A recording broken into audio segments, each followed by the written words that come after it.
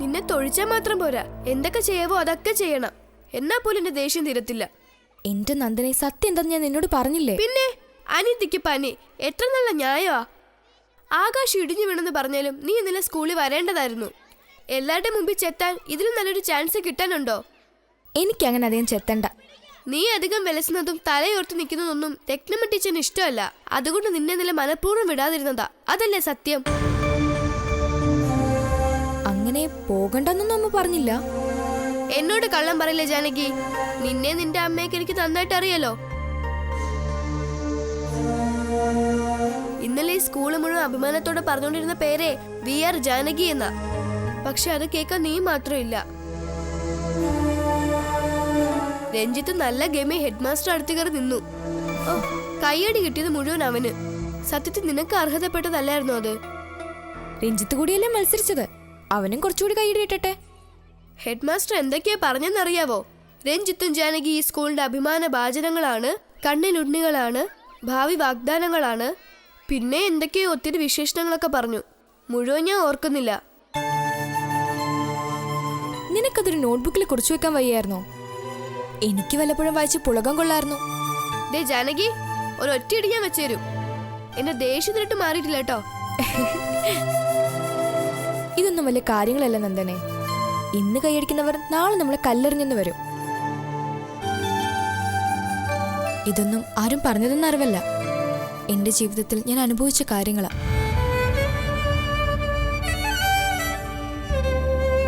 നിലത്തും തലയിലും വെക്കാതെ അമ്മ എന്നെ കൊണ്ടു നടന്നതിന്റെ ചെറിയൊരു ഓർമ്മ എനിക്കുണ്ട്. പിന്നെ സൂര്യ അപ്പുണി ഉണ്ടായപ്പോൾ മുതൽ അമ്മ എന്നോട് കാണിച്ച അകൽച്ചയും അവഗണനയും ഞാൻ അനുഭവിച്ചതല്ലേ. പിന്നെ ഇന്നും വേദനയും കഷ്ടപ്പാടും നിന്ദയും പരിഹാസവും കണ്ണീരും മാത്രമേ എനിക്കുണ്ടായിട്ടുള്ളൂ. അതുകൊണ്ട് ഒരു കയ്യടിയോ നല്ല വാക്കോ നഷ്ടപ്പെട്ടു എന്ന് കരുതി എനിക്ക് ഒരു വിഷമവും തോന്നിയിട്ടില്ല. അങ്ങനെയുള്ളപ്പോഴല്ലേ ജാനകി നിനക്കൊരു പ്രോത്സാഹനവും അഭിനന്ദനവും ഒക്കെ കിട്ടേണ്ടത്. എനിക്കിത്രയൊക്കെ മതി നന്ദനെ.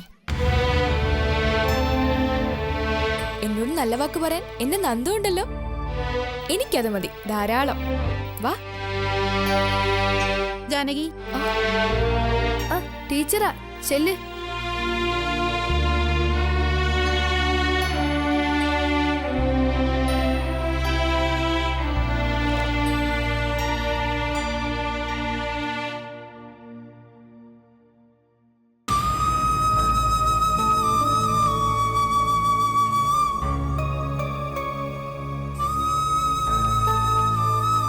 എന്തിനാ ടീച്ചറെ വിളിച്ചത്?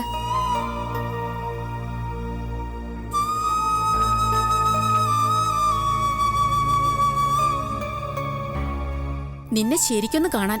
ഇന്ത്യൻ പ്രധാനമന്ത്രിയേക്കാൾ തിരക്കുള്ള ആളല്ലേ VR ജാനകി. ഒരു അപ്പോയിന്റ്മെന്റ് കിട്ടാൻ തന്നെ എന്ത് ബുദ്ധിമുട്ടാ.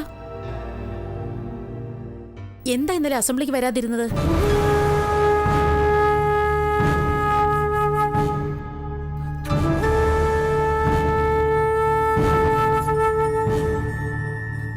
ഇന്നലെ രത്നമ്മ ടീച്ചർ പറഞ്ഞില്ലേ, സൂര്യമോൾക്ക് പനിയായിരുന്നു.